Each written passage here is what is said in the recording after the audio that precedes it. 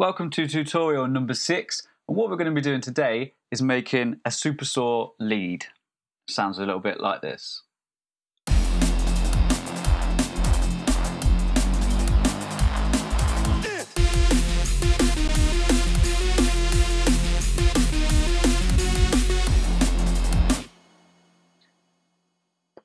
So yeah, it's a nice powerful lead, and it pushes through the mix quite well.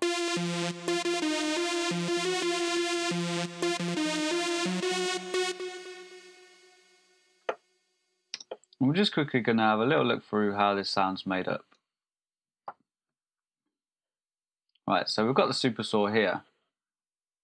And what I'm going to do, I'm just going to bypass everything so the sound is as raw as possible.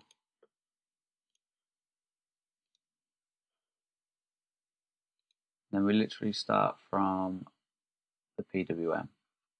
Pulse width modulation. So we've got a nice little sound to start off with, but obviously it's not as powerful and as strong as we'll like. Okay, so what I'm going to do first of all, we create a sawtooth just underneath, and the sound's already coming together. And then what I like to do is just detune it at about 30, minus 30 on the scent there, and that gives it that phasing sort of sound, and adds to the overall sound later on. Cool. The next thing that I'm going to do, I'm going to introduce the shaper, and it's got the white noise modifier on here, and the amount is about 80. So what that does, that just gives a little bit of top end to the sound.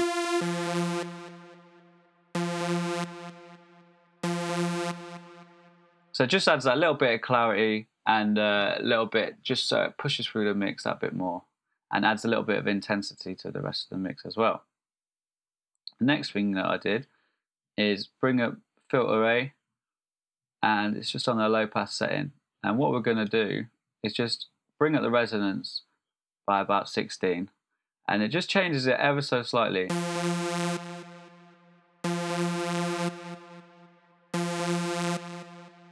It just adds that extra element to the mix, to the sound, sorry, and it just sort of builds up what we're trying to achieve as we go along. Note that the frequency on the low pass filter is just all the way up, so we're not actually taking any frequencies off at all. And I did this exactly the same on filter B, just so it adds those little bits and bobs just along the way, just to bring it up. Cool. And then this is when it starts getting a little bit more interesting.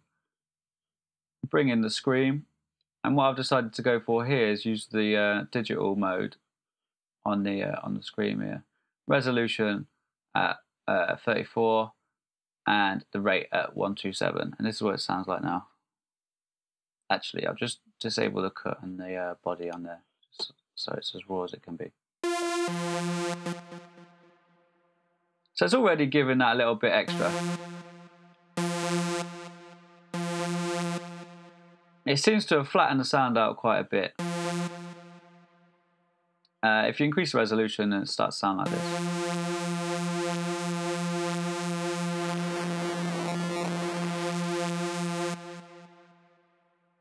So yeah, there's just different ways that you can go about doing it. Next, I introduce a cut on the mids. I usually mid cut a lot of my sounds. It just gives it that that extra bit. It sort of sounds a lot bigger, and scooping the mids out is a technique that I use a lot on guitar sounds and stuff like that. So it's sort of quite a useful little technique that I use quite a lot.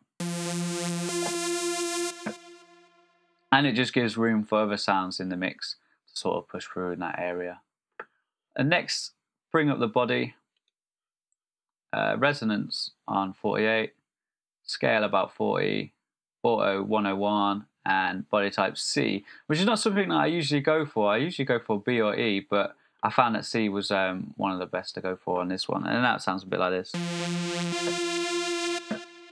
So if I take that away, it's more in your face without the body. But the body just gives that extra processing on it. It gives it just that bit to sort of push it back in the mix a little bit.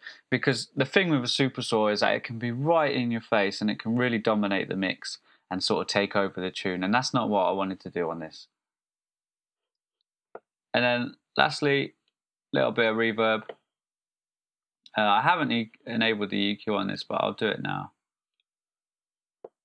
On here. This is what I like to do. You find this in tutorial number 1, where I just take all the lows out of the reverb on the device itself.